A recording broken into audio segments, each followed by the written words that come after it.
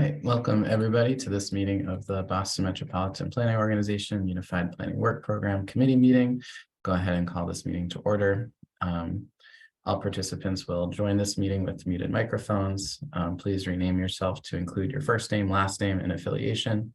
Participants can mute and unmute themselves. To participate in the discussion, please use the raise hand function by either clicking on the participants button at the bottom of the screen, or if you're calling in by phone, you can use *9 to raise your hand and I'll call on you. If you have any technical difficulties, you can contact Erin McGuire via the chat box or EMAGUIRE@ctps.org, or by phone at 857-702-3681. Now read the accessibility statement. This meeting is being recorded. It's also accessible to people with disabilities. Zoom products are compliant with exceptions to the following standards: Web Content Accessibility Guidelines 2.1, Level AA standards, and revised Section 508 standards. If you have any questions or need additional accommodations, please contact Erin McGuire of MPO staff via the chat box or EMAGUIRE@ctps.org or by phone at 857-702-3681. Thank you. I will now move into introductions. So my name is Derek Cravat here from MassDOT Office of Transportation Planning as the committee chair. I'll just kind of read down the roll here. MAPC. Hello, Eric Barrasso with the Metropolitan Area Planning Council. Hello, Town of Arlington. City of Boston. City of Framingham. Town of Medway. City of Newton.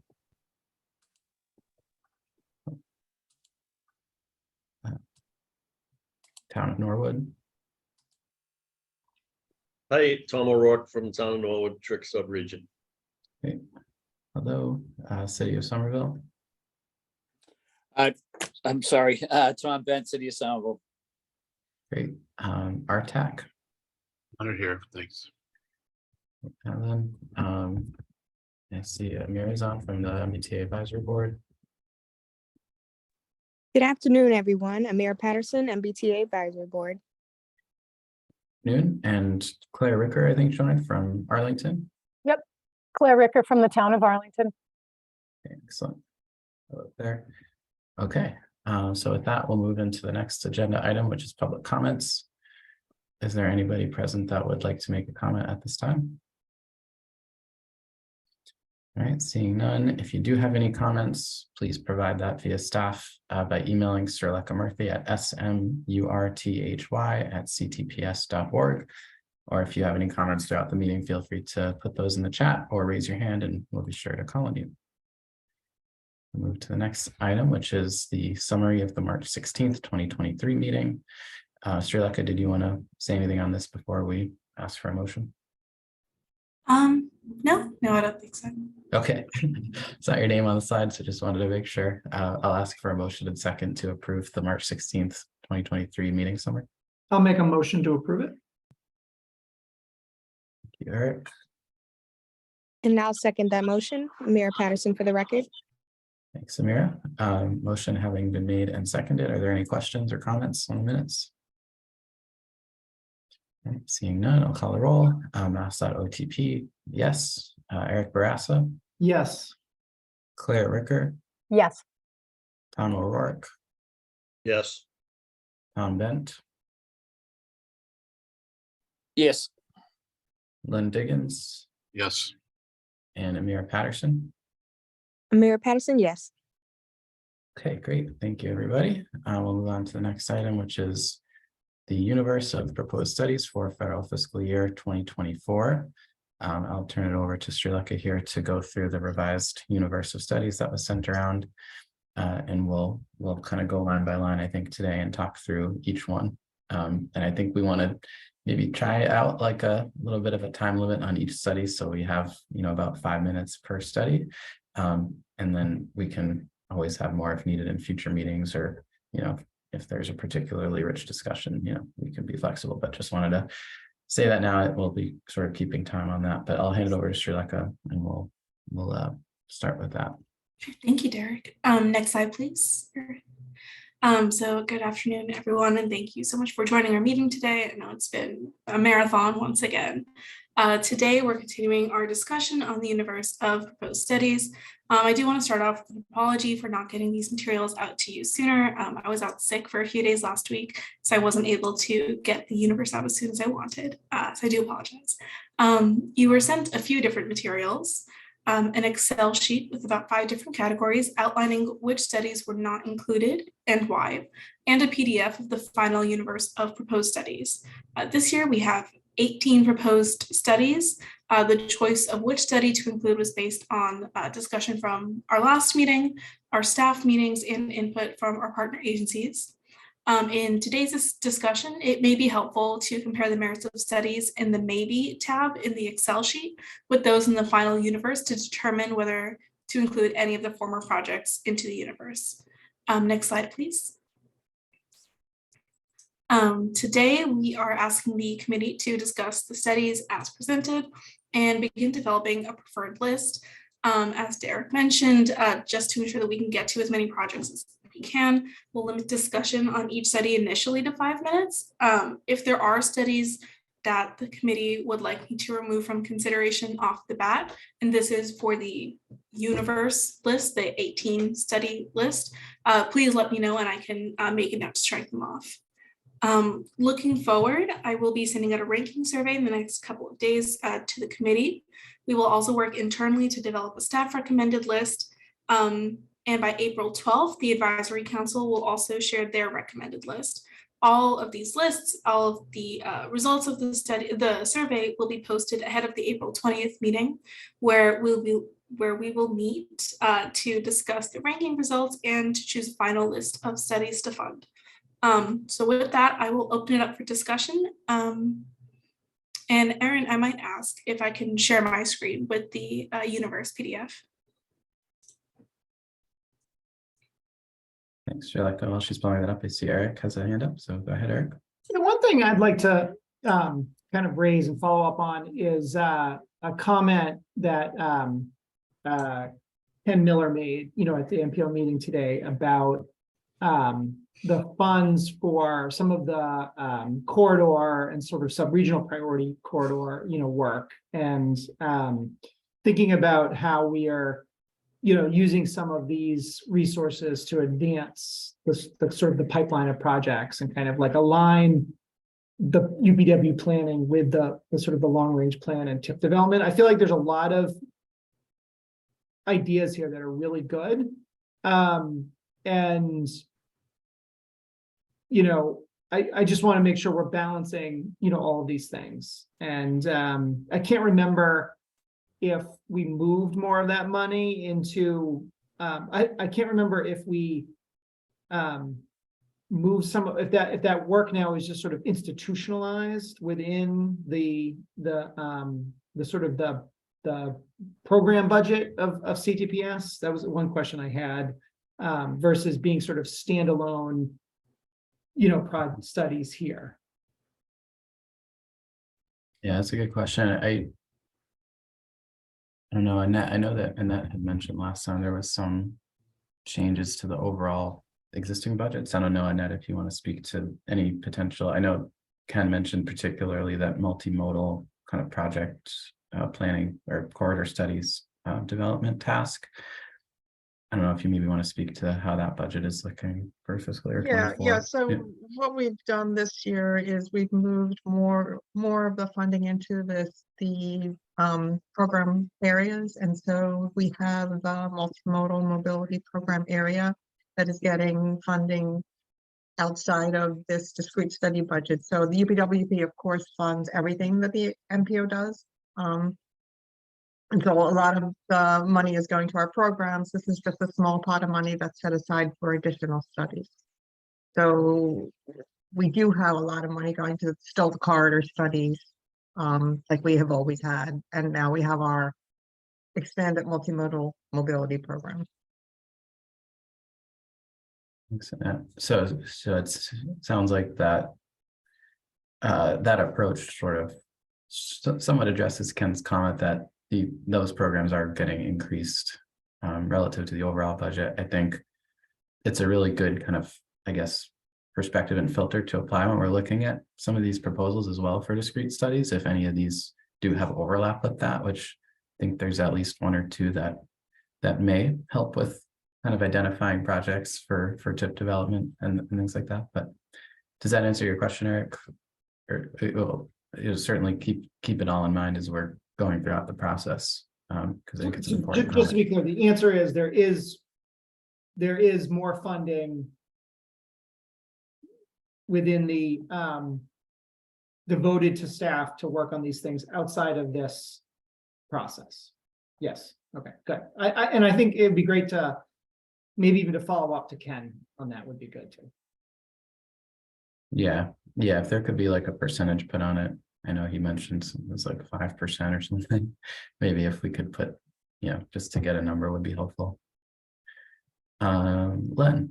Yeah, I mean, I thought it was larger than 5%. I mean, because I thought our ongoing programs pretty much addresses the things that Ken was issues that Ken was raising, and so I'd be interested in seeing how he might respond to that. But I see Sandy's hand is up, so I think Sandy's going to say something really insightful here. Go ahead, Sandy. Yeah. Yeah, well, thanks. I just had a kind of a logistics follow-up question, which is, I think we at the T would be very interested in hearing more about how decisions are being made within those kind of full program budgets, and how studies within, say, the multimodal mobility program are being chosen. This is potentially something I've missed along the way, but given that funding has shifted from the discretionary studies into these kind of program buckets, I think we would be interested in hearing more from staff at some point about how studies within those buckets are being prioritized and being chosen. Thanks, Sandy. Yeah.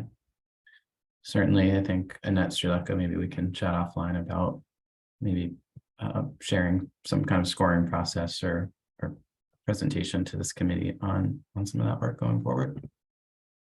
But yeah, certainly we'll take that back, Sandy. Thanks. All right, so shown on the screen now, it looks like the revised document that was sent, the 13-pager with the 18 studies that Streleka mentioned. If folks agree, I think, we could either go line by line here and just talk about each one. I know that this might spread over multiple meetings because we, of course, have more than I think we can get to today. There's also going to be a survey developed. Is that right, Streleka, with these in there between now and the next meeting? Yeah, I'm going to send out a survey in the next few days for the committee to rank these studies. Okay, so this discussion, I think, could be helpful in maybe informing how people react to that survey, but there will be that opportunity regardless of what we discuss here to share that input, and then we can come back next time and discuss it. I think Streleka had also mentioned at the beginning, if there are any studies that you saw in this universe that you don't believe need to be discussed because they don't make good candidates, or if everyone agrees, we could also discuss that as well. But I see Tom has a hand raised, so go ahead, Tom. Just a quick question. We've already done our ranking, and because I thought we kind of went through most of these the last meeting, and then Brad and I have looked at all these, so we have a ranking already ready. So I wasn't sure if we need to go through all of them again, but I'll defer to whatever the committee thinks. But we're ready to go. Okay. Thanks, Tom. Plus, after that long, confusing MPO meeting, my brain's ready to go too. And I didn't have time for lunch, so. Okay, that's good. All I could do is make phone calls. Right. I know. Okay, thanks, Tom. Yeah, that's helpful. Others on process, would it be helpful to start going through this, or do folks feel it'd be better to wait? Yep, I see Amira and then Eric. Thank you, Derek. So I also agree the last meeting was very extensive. However, I would appreciate going through some of the items. For example, Sandy is here, and I know that one of his studies is on the list, so I would like to hear his input on his study himself, or any other comments and discussion with the group as a whole. Thanks, Amira. Eric? Yeah, I mean, absolutely can go through this. I also, if Somerville wants to, go through some of their priorities, or maybe as we go through this, if Somerville wants to highlight, ones that are there, I'd love to hear that, today too, so. Okay. Yep. That worked, Tom? Okay. Yeah, yep. All right. Okay, sounds good. So yeah, like we said, I think we'll want to try and limit discussion to be too long for each project, so we can maybe just start with this first one here. Parking in the bike lane, strategies for safety and prevention. So you're like, I don't know, did you want to give like a quick overview of each one verbally before we get into discussion? On where it Yeah, came so from? Yep. where appropriate, I am going to ask the staff person who would be most involved in the study to speak. So Casey, do you want to talk about this one? Yes, I'd be happy to. So our intern, Alana, proposed this study that would essentially look at different ways that we can reduce the amount of parking in bike lanes throughout the Boston region. The idea is essentially to do research into different approaches that other areas in the United States and around the world have implemented to reduce the amount of parking in bike lanes. The original idea stemmed off of doing a more of like a test within one of the municipalities or multiple municipalities in the Boston region. That is something that we would ideally work towards, but there would be a lot of working with the municipalities to ensure that municipalities were on board with the approach taken. So the big deliverable would be more of a white paper that would include all the different techniques that have been implemented around the world, and looking at the applicability within the Boston region, and assessing municipalities' interest in implementing those different strategies. Any questions? I'm happy to answer. Thanks, Casey. I see Len has a hand, so go ahead. So the question I'm going to ask for all these studies that don't have a price tag associated with them is if you can give us an estimate of the cost, because we have only 150K to spend, and I will add that I like this because I think it can also give us some insights into curb management in general. It can sometimes mean the vehicles that are parking in bike lanes or freight vehicles, and so it'd be nice to see how to handle those. So like 30, 50K for this, any idea? That is a very good question. I actually don't have an estimate off the top of my head, but I would hope, I suppose if we could pare it down to something smaller where it would be more of a white paper that would just focus on compiling the different strategies and techniques. So it could be a lower cost project. And then we could also maybe roll in next steps if it ended up being more costly than anticipated. We maybe could roll in next steps into the bicycle and pedestrian support activities program. And the nice thing about this too is that if we were able to move on to the step of actually testing a strategy or multiple strategies within Boston region municipalities, that a lot of that work would actually not be on CTPS staff time or MPO staff time. That would be more us supporting the municipality in their endeavor. And that would take more time, I think, on the municipality side. So yeah, and I think that then we could do a follow-up of the results potentially wrapped into the program as opposed to the project if the project ended up being too costly. Sure, thank you. Thanks, Casey. Any other comments on this one? Tom, not to put you on the But spot. just- Oh yeah, go ahead. Yep. Yeah, no, just on our ranking, we in our ranking goes 1's the highest, 18's the lowest. Okay. And again, all these studies have merit, so it's always difficult to try to decide where they're going to fit. we ranked this at 14. And I think one of the reasons is, and we're dealing with this in Somerville all the time, right? I think, one of the big issues is just enforcement, having the police enforce, either ticketing these vehicles or whatever. And it just didn't land high on our priority list because I don't think in dealing with it constantly, trying different things, we're not sure, it's more changing behavior, things like that.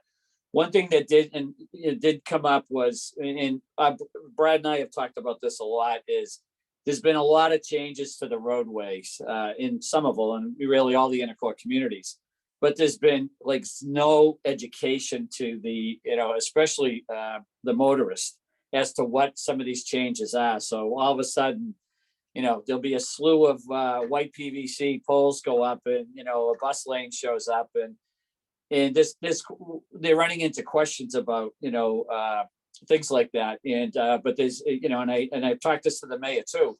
There's been just a lack of education to the public as to what all these different things, changes have mean to not only motorists, but bicyclists and pedestrians. So, but it just landed, kind of high on our list. There's other priorities I think that we need to deal with before we deal with that one. Thanks, Tom. All right. Not seeing any hands, so I think we can move on to the next one just to keep us moving here, which is A2, separated bike and pedestrian paths starting to come together on the North Shore. Srileka, is there anyone particular that you wanted to speak on this one? It seems pretty straightforward, but yeah, I think this one, because it was submitted by someone in the public, we don't have too much more information aside from this. I did think, Casey, we talked about this briefly. I think you and I offline. Yeah.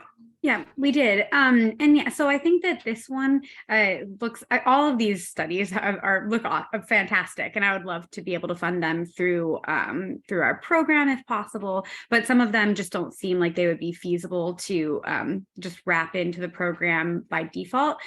So an approach that we could also take, because I know there's limited funding for UPWP studies this year, or this upcoming fiscal year, is we are establishing a bicycle and pedestrian committee, which also kind of speaks to the point that I think Sandy and maybe some others addressed earlier, of wanting to know more about what's happening, like how the decisions are being made of how to spend the money in the programs for the multimodal program. Additionally, with the bicycle and pedestrian program, we're planning to give the bicycle and pedestrian committee a little bit of leeway in deciding how we're spending our funding and what type of work we're doing. So there are several of these projects that I would be interested in presenting to the committee and seeing if they would be willing to spend the program funding on these efforts. I think it just depends on how much the UPWP committee really wants to see this work done. And I think that is really what will determine whether any of these active transportation projects are funded through UPWP discrete studies. great. That's helpful context. Thanks, Casey. I think it would be interesting. I think this kind of gets at some of what Ken may have been talking about too, and just the whole issue of building a bench of projects as well.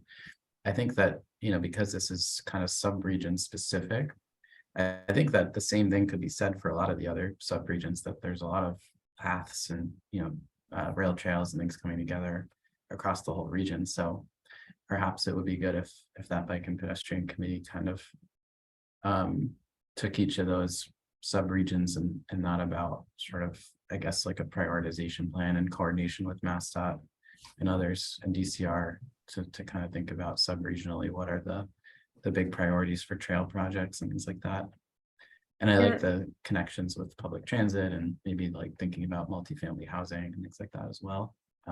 Could be interesting layers, but you're saying it might potentially fit into another UPWP work task if that was the case. Well, possibly. I mean, anything that that the UPWP committee doesn't, not anything. I think some of them don't necessarily fit into the bicycle and pedestrian support activities program, but many of them could theoretically. And so, yes, so I think that we could possibly wrap this work into the bicycle and pedestrian support activities program if the bicycle and pedestrian committee feels that that's how we should be spending our time and funding through the next federal fiscal year.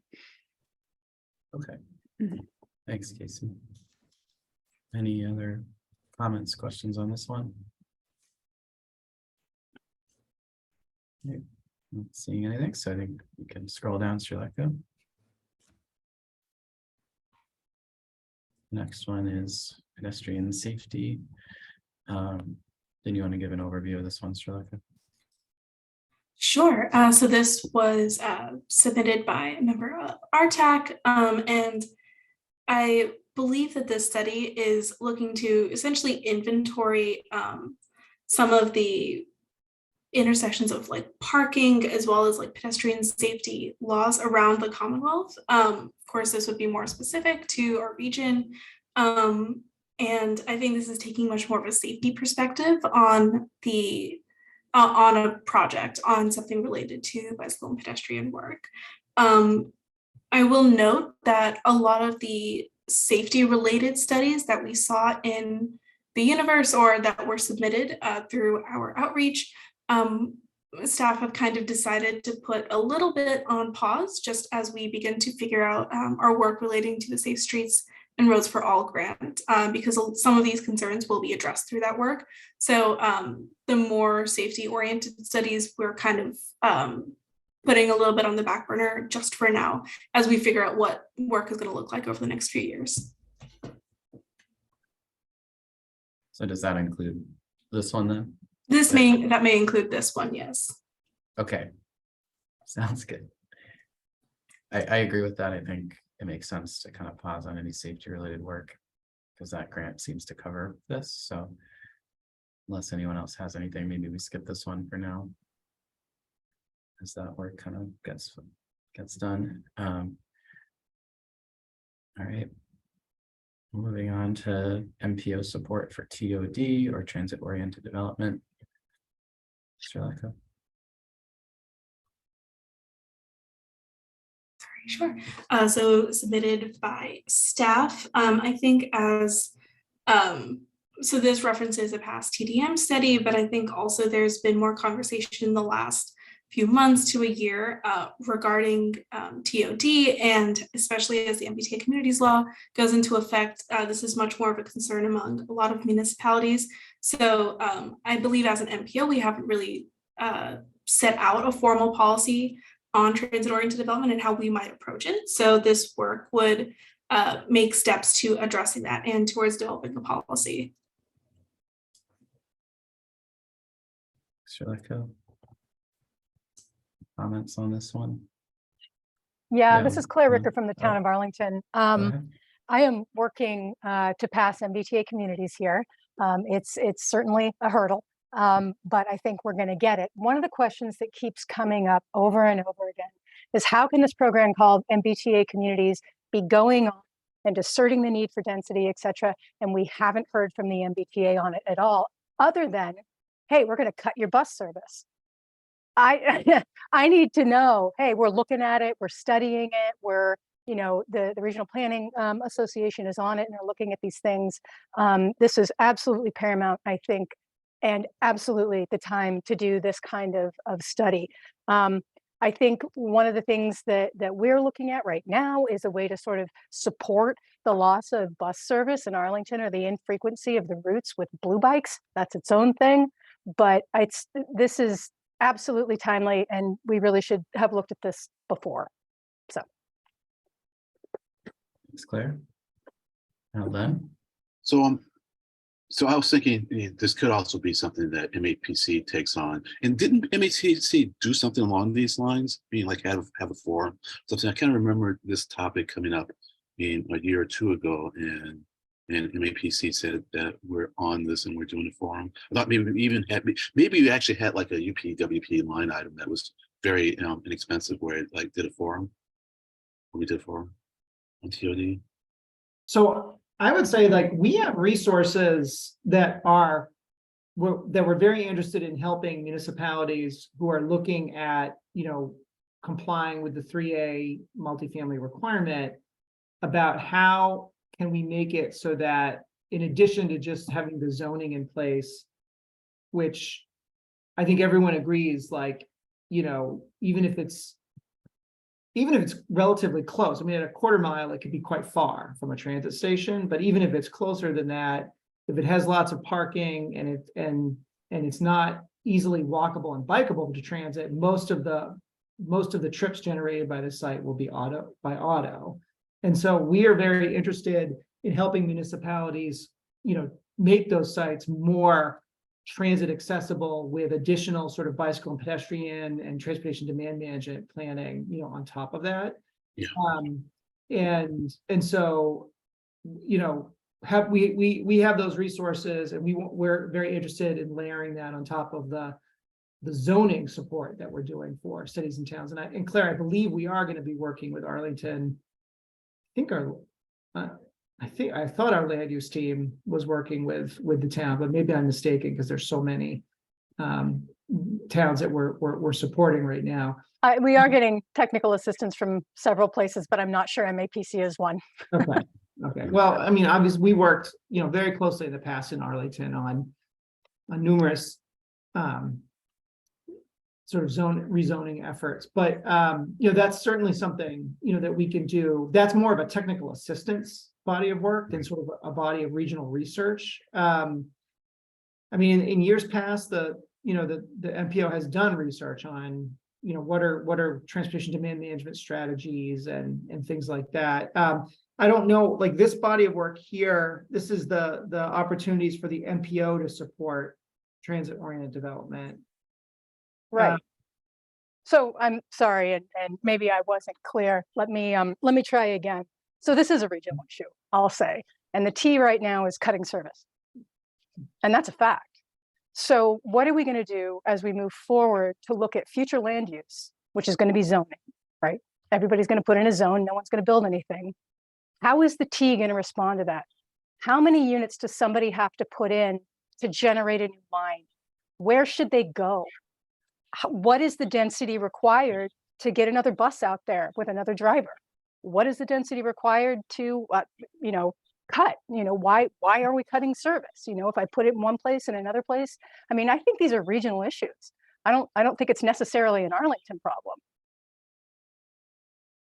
Claire, Sandy, did you want to jump in?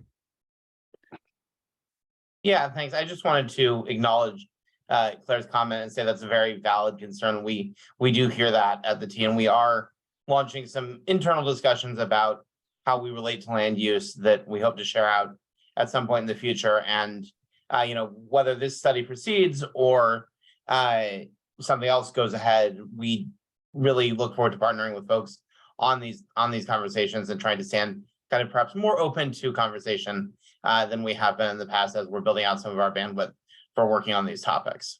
Understood. Thank you, Sam. Sandy. Len? Yeah, just a quick follow-up. So it was TDM that I was remembering from previous cycles, and I was just thinking TDM for me this year is meaning the travel demand model, and you hear more about that later. But so yeah, and also I'll say that what I've been impressed with some of the corridor studies is how it really does take into account TOD, that they do work with the municipalities where these corridors mean, where they're studying these corridors mean, and work with them to make sure that what they propose will support TOD. So it is a priority for the MPO. Already, I'd see it as a good thing. And with nothing else, I'm having a high priority. I support it. Thank you. Thanks, Len.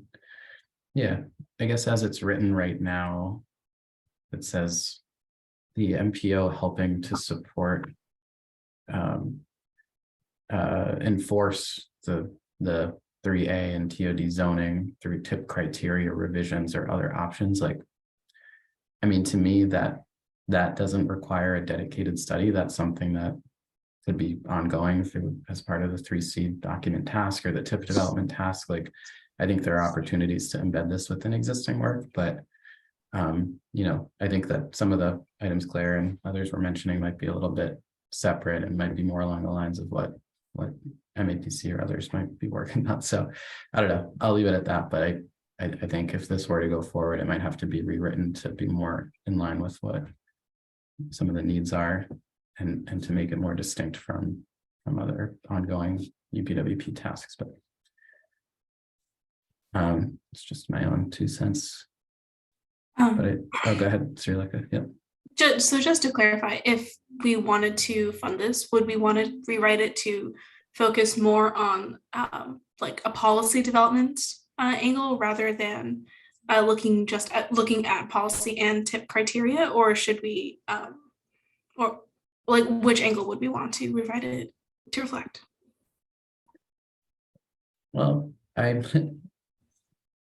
not sure. I think it sounds like the need might be more for things like technical assistance, which I don't know if, that might already be being offered, but I don't know if Tom or Amira, if your comments are related to this as well. Just curious. I wanted to build on that. Yeah, actually, I was just going to say that I agree with your view of this. I would kind of feel in the same way. It feels like very important, but I don't know that it really fits with the MPO or more with MAPC. Great. Thanks, Tom. Amira? Yes, thank you. I think it sounds like we do need more clarification if it is more in support of MAPC or the MPO's goals. However, I did want to show support for just putting in place policy development. I wouldn't want the message to get lost by adding it to like a different study or program. But overall, I do want to show support of the program and its core, where it's going.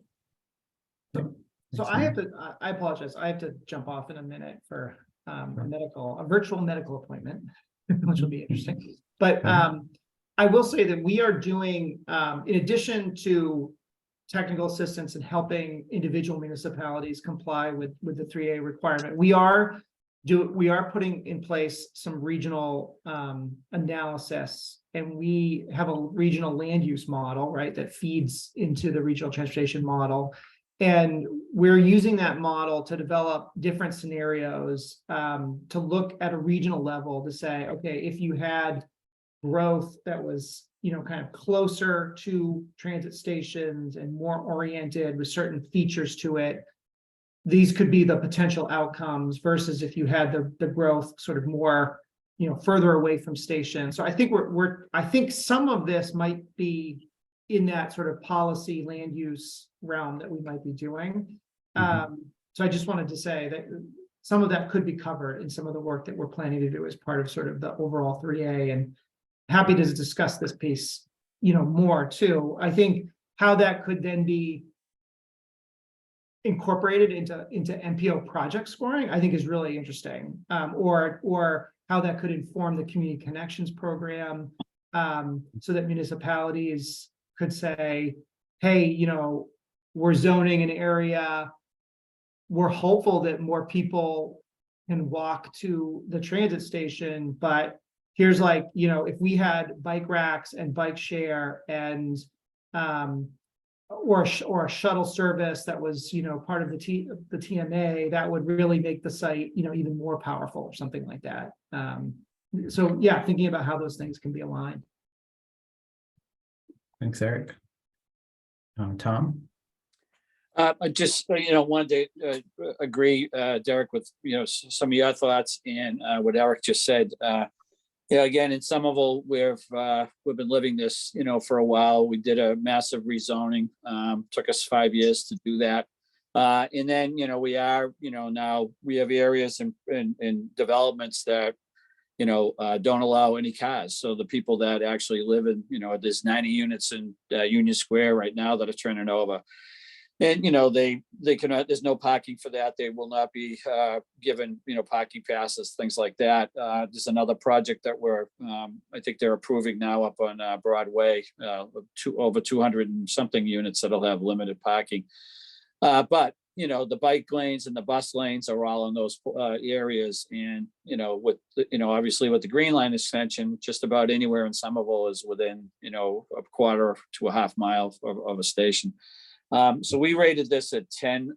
Mainly, I think one of the reasons was, given the amount of money we have to spend this year, this would be taking up, almost half of it, could be close to that. And knowing that, MAPC and others have done some of this work already, it would be kind of kicking it back to see, at the end of the day, looking at who else is looking at this and rewriting this to be something more specific, as to what you're looking for. I'd be willing to take another look at it again, but cost on this was one of the big issues on this. And then all the years I've been on the MPO, knowing the different, like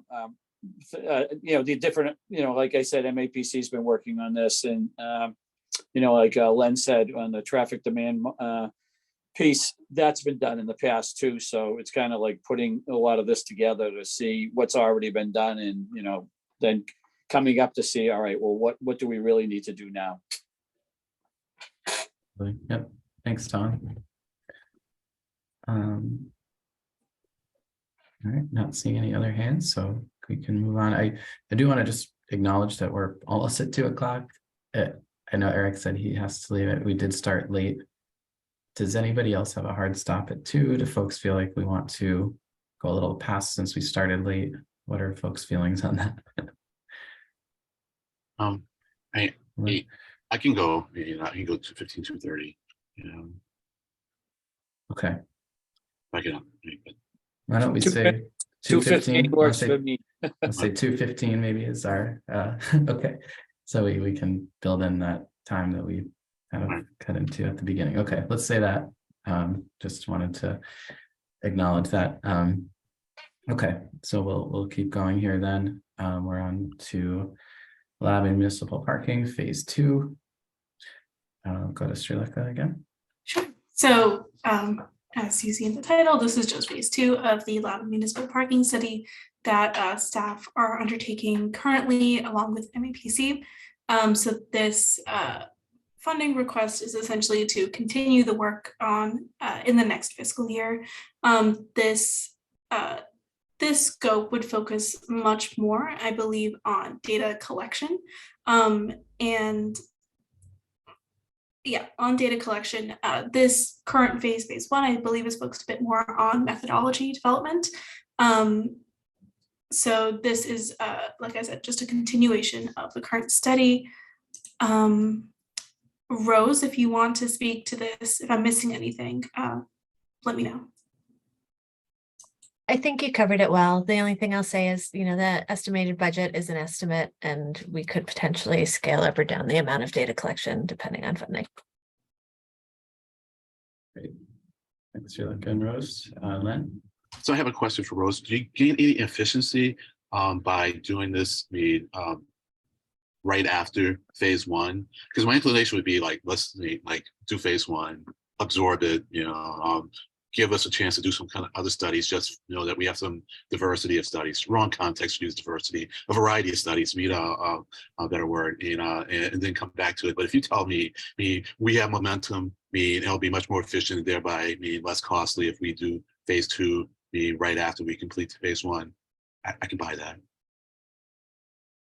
I think there's moderate efficiency to be gained just from having those contacts and keeping the ball moving. We're starting to talk to developers starting next week, and to have those contacts already, there may be a little bit of efficiency there, but it's not crucial.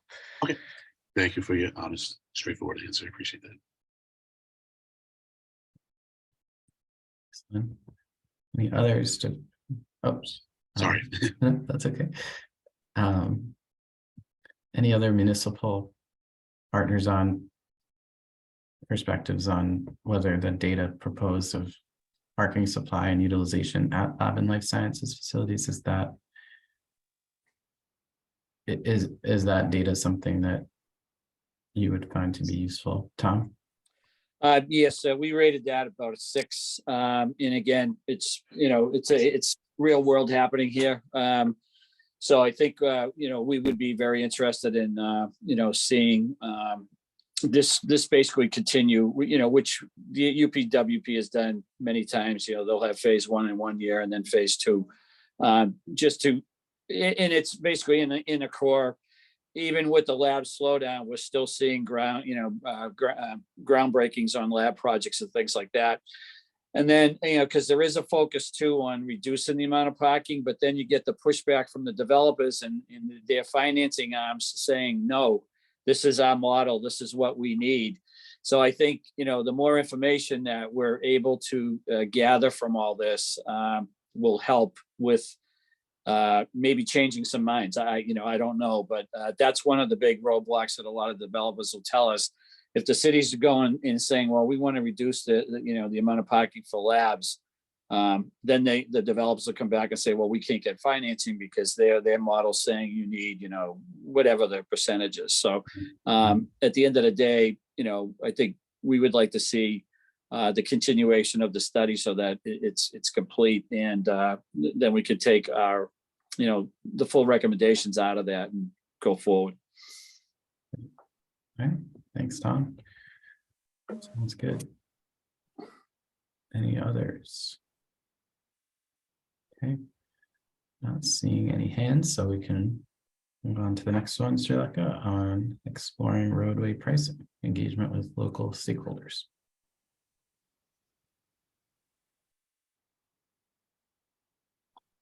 All right, so this study, I believe, is a continuation of the proposed roadway pricing study that we funded last year that we're looking to start this year. This specific study would be more focused on engagement and consensus building regarding roadway pricing strategies. We can kind of see this as a phase 2. I will note that I don't know if the work has begun yet on the roadway pricing study, but this is in relation to that work. Okay, Len? Well, I can tell you the work has begun on it. They met with the congestion management committee meeting last week, and we worked on selecting 5 types of roadway congestion around the country to look at. And I would think this would come more under a public engagement process. So I'd be interested in seeing what Stella thinks about this, because it's more reaching out and talking with people locally about the issue needs. So I know the money has to come from somewhere, but I'd be interested in Stella's take on this. That's it. Thank you. Excellent. I guess I can Stella, jump in yeah. because Go I ahead. was called out.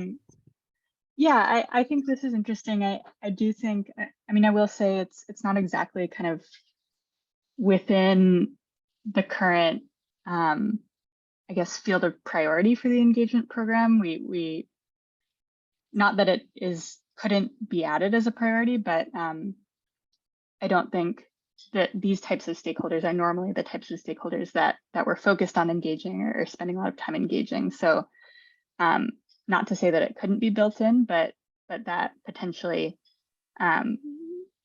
engagement work with other groups in the region might need to shift to accommodate, talking to, I imagine this would be mainly, other states, leaders from other areas who have had experience implementing these types of strategies. So I think it would just be a little bit different. And I think that's why it was kind of wrapped into a new study idea. Thank you. Thanks. Appreciate that. Rebecca? Yeah, I just wanted to clarify the peer kind of stakeholders or peer agencies. That's what we're doing now. So we're talking to peers that have kind of implemented something, or New York where they're planning, where this study is really looking more locally in our region. And kind of one of the main findings is that there's equity concerns with roadway pricing. And so we're kind of identifying, in general, some of the challenges that others have faced and wanting to kind of address those and understand kind of what's going on locally. So it's more of a local outreach and engagement as opposed to peers. So we're hoping to have like a good solid foundation from peers at the end of this fiscal year. And one of the things we wanted to do in this study, but just didn't have the budget, was the more local stakeholder piece. And so we're looking to shift that into next year, if that's a possibility. Rebecca? Anything else on this one? All right, seeing none, I think you can keep going down, Srileka. Next one is effective ways to reduce school-related vehicle trips. Yes, so this was submitted by staff, and I do believe this study generated a good amount of conversation among staff. I get the understanding that this is a really pressing topic for especially communities that might not have school bus systems within their own districts. So this study would look at a variety of mechanisms to provide funding for congestion issues, traffic issues around schools. And if I'm not mistaken, I believe this work could be phased to start with a lower budget this year and then continue the work in the following fiscal year. Yeah. Thanks, Srileka. I guess one comment I have is that we do have a Safe Routes to School program at MassDOT, and there's an infrastructure program that we give grants out for and a Signs and Lines program. I'd be interested in, and this gets at it a little bit, like maybe almost a review of which communities are to be eligible for funding under that. You need to be a partner school. And so I don't know if, in thinking of tying this back into the whole issue we talked about at the MPO about building a bunch of projects, thinking about where there might be gaps in Safe Routes to School program participation among schools or communities, thinking about, and maybe even expanding that to think about Complete Streets program. Like, are there communities that are not participating in the Complete Streets program? Are there gaps in the region? Where could there be kind of a bench of Safe Routes to School or Complete Street style projects kind of starting to be developed, almost like a scan or lay of the land of where the region is at on those kinds of program participation, to start to think about that bench of projects locally. And this might be blowing up way too much, but there are new funding programs like the Protect program, thinking about resiliency projects, just kind of like, thinking about these various funding programs. This maybe think of it because it's Safe Routes to School, but the same could be said for any funding program. So I think that might be an interesting angle to take with this one. But I see a few hands up, so I'll pause there and go to Len. Yeah, I'll be brief, Eric, because sorry, Derek. I'm very enthusiastic about this one, and I like all the connections that you have made between this and other things. So I don't know whether in the long run you're saying we should do this, or much as you're saying we should integrate it in with other things. But I think as long as the major components of this gets done one way or another, it's something I support strongly. Thank you. Okay. Thanks, Len. Sandy. Thanks. I just wanted to say real quickly, I think it's a very interesting study, very interesting idea. I do want to point out that I think this is as much a land use issue as it is a transportation one. And that one of the major factors behind mode shift toward cars in school trips has been that schools are often being built on the outskirts of town where land is cheap and you can assemble a lot of it. And that ends up with giant parking lots. So if this advances, I think it would be interesting to see a land use component considered in it as well. Yeah. Okay, thanks, Sandy. Steve Olenoff. Yeah, how does this relate to shuttle bus service? I mean, can that be part of the solution, or, and particularly, well, I imagine it would overwhelm the system if kids use it to get to school or back. But after school activities, staying late after school, if they miss the school bus, if a town had a shuttle bus, on-demand shuttle bus service, that could help with this. And while I'm on the shuttle bus service, I think that's a thing in itself that maybe as part of this study or another study. Right now, we have a town here, a town there that has shuttle bus services, and others just don't have anything. And we have some RTAs which do it, but in our district, the MBTA doesn't want to deal with shuttle bus service. It's up to an individual town. So shouldn't there be some state assisted coordination at some level to get towns to find out how to do this and get a little help. And a lot of times a shuttle bus service might be, 1, 2, or 3 towns combining and doing it together might be a solution for this. But again, it's left out to some towns are doing it and they're doing very well. Others are not doing, others are trying it and not succeeding. Others are just not trying it at all or hardly thinking about it. When I know in my town, there are a lot of people interested in it, but the town itself hasn't really moved forward on it. So could this relate to that? And could this be a separate kind of study? Thanks, Steve. Yeah, I think among those kind of things listed there, sidewalks, bike trails, implementation of pricing strategies, like I think that adding shuttle bus as one of those makes a lot of sense. As far as how it might be being used to get kids to and from school, if there is a program like that in the town. So certainly a good addition. And it might just work that, instead of having a school bus going out to the far end of the town, there might just be a few kids that are far away where an on-demand shuttle bus service that could regularly take them. And we leave a lot of costs for the school and be a better solution than sending an empty school bus out to the far corner of a town and having it go back with 2, 3, or 4 kids to really before they pick up any more kids. Sure. Yep. Good suggestion. Amira? Thank you. Yeah, I did want to say, Steve, that is a good idea about integrating shuttle service with this specific program or topic. But I did want to go back and say that I strongly support Len's idea that we need to get this study done and find an effective way to reduce school and vehicle trips overall. Also agreeing with Sandy, it is a land use and transportation issue. But like you were saying, Derek, we do need to have a plan of where the region is for participation and to quote unquote fill in the gaps. So I did want to point out that study T4 by Susan Barrett, I feel talks about creating a transportation plan overall, that I feel that we're all kind of getting on the topic that these studies can kind of have an umbrella effect, that they can go hand in hand. So I did just want to point out that this could be in support of that for a later plan, and just showing overall support for both studies, T4 and T1. Great. Thanks, Amira. Yeah, that's a good connection to make with that one. Certainly overlap there. Go ahead, Tom.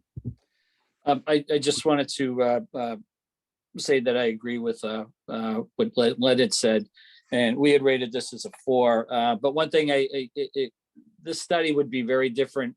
I think your conclusions of what you found in the inner core versus out in the suburbs. You're going to see 2.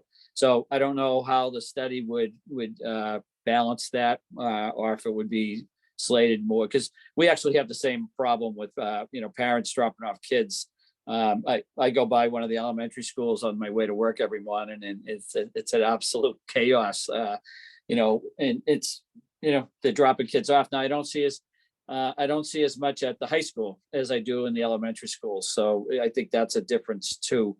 But the difference between inner core communities, the urban communities versus the suburban ones. So I'm not sure how the study would address that. It's almost like 2 different studies in effect, but we think it is something that needs to be done.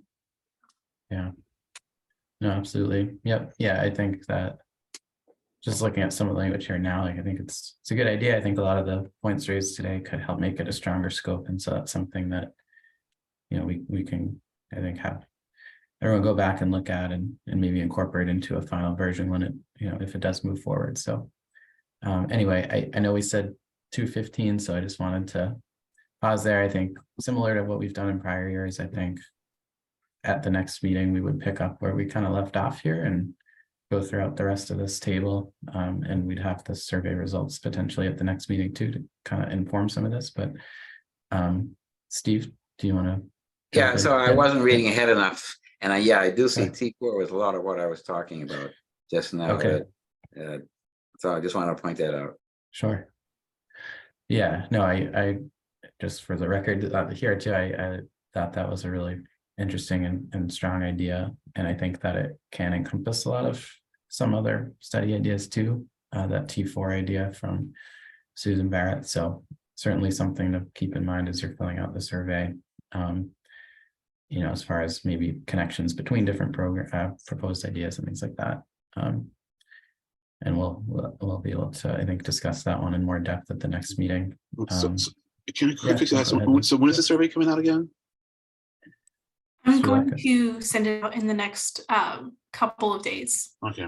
by like Monday. It's a little bit unfortunate for that, because I wanted to recommend that we drop T5. I mean, I think that's fine, you know, because I think we're going to do something very similar, you know, with the travel demand model.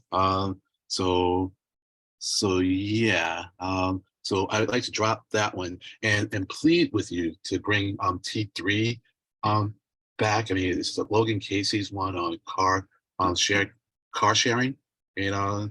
So I mean, can I trade?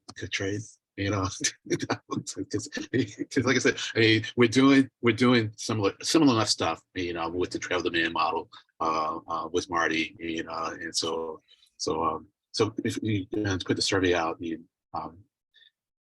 I didn't want to wait until the survey went out because it'd be too late, you know. So is it something I can ask you to? I'll ask you to consider it, and then whatever you decide, you know, is the decision that we go with. All right. Great.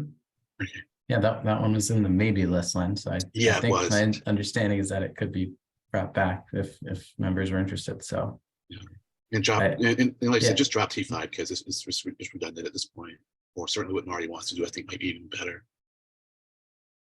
Sounds good. Yeah. Thanks, Len. Thank you. Yeah. Okay. All right. So we'll pause there for today.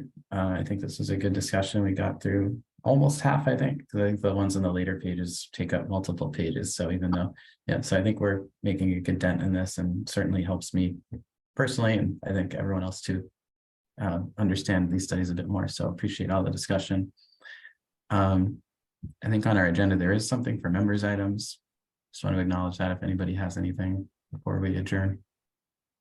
Not seeing anything, so we can probably just skip that, and I'll ask for a motion and second to adjourn. Motion to adjourn. Second. All right, I think without objection, we are adjourned. So thank you, everybody, and Take care. we'll see you next time. Have a good rest of the day. Thank you. And go Red Take care, Sox. everyone. Opening day. Woohoo. All right.